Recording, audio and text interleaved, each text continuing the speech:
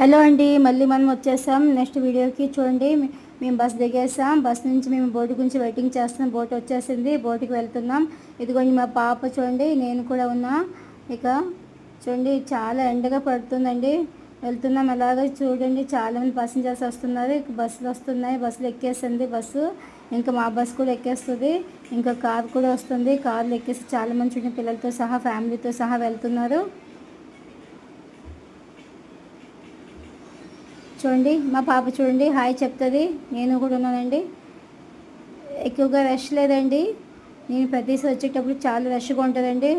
నిల్చోటానికి అసలు చోటు ఉండదండి. ఎక్కడ కూర్చుంటామంటే అవ్వదండి. నేను కూడా అనుకున్నా యాక్చువల్గా చాలా రష్గా ఉంటే మా పాప ఎలా ఫీల్ అవుతుంది అనేసి. కాకపోతే తను ఏం ఫీల్ అవ్వలేదు. ఇక పైకి వెళ్తుంది. చూడండి, నేను కూడా ప్రతిసారి వచ్చేటప్పుడు వచ్చి ఇక పైకి వెళ్తానండి.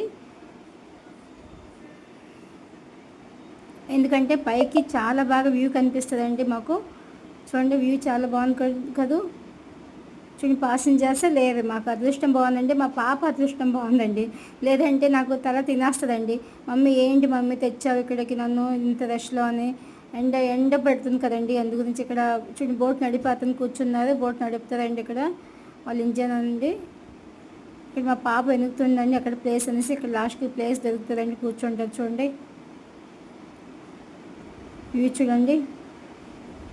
ఒక్కోసారి బస్సు అంటే చాలా బస్సులు నిండిపోతాయండి, ప్యాసింజర్స్ నిండిపోతాయి. బోట్లో అసలు చోటు ఉండదండి. ఈసారి మాకు ఎలాగో చోటు దొరికేసిందండి. ఇక మా పాప సైడ్లో కూర్చుందండి. చూడండి, ఆలు చిప్స్ తింటుంది. నేను యాక్చువల్గా ఇక్కడ బయట ఈ జర్నీలో ఏమి కొనలేదు. నేను ఇంట్లో కూడా కాదు, ఐసీ స్పైసీ ఉంది అక్కడ నుంచి తెచ్చుకున్నా. అవన్నీ యాక్చువల్ క్వాలిటీస్ అక్కడ బాగుంటాయని ప్రతిసారి ఇక్కడ స్నాక్స్ ఏవైనా కేక్స్ అయినా అక్కడ నుంచి తెచ్చుకొని తింటానండి. మీరు కూడా అక్కడ కొనండి, బాగుంటాయండి. అంటే ఫ్రెష్గా ఉంటానండి. నేను యాక్చువల్గా వెజిటేరియన్ కాబట్టి నేను కూడా తింటున్నాను. ఫ్రెష్గా ఉంటే అక్కడ వెజిటేరియన్స్ చాలా బెస్ట్ అండి. అక్కడ ఏమైనా తీసుకోవచ్చు. చూడండి, వ్యూ ఎంత బాగుంది కదా. ఖాళీగా ఉందండి షిప్. మీరు కూడా ఒకసారి ట్రై చేయండి డిగ్లీపూర్ రావడానికి. ఏంటి వ్యూ చూడండి ఎంత అంటే సముద్రం ఎంత సైలెన్స్గా ఉంది. మేము అక్కడ వీడియోస్ తీస్తాం చూడండి. మాకు వీడియోస్ ఫొటోస్ అంటే చాలా ఇష్టం అండి. మీకు కూడా ఇష్టం అనుకుంటాను, కాకపోతే మీరు వీడియోస్ రారు. కాకపోతే నాకు తెలుసండి. ఎందుకంటే మళ్ళీ ఇక్కడ పోజ్ అవ్వడానికి అంటే కొద్దిగా చేంజ్ చేయడానికి మేము సైడ్కి వెళ్ళాం.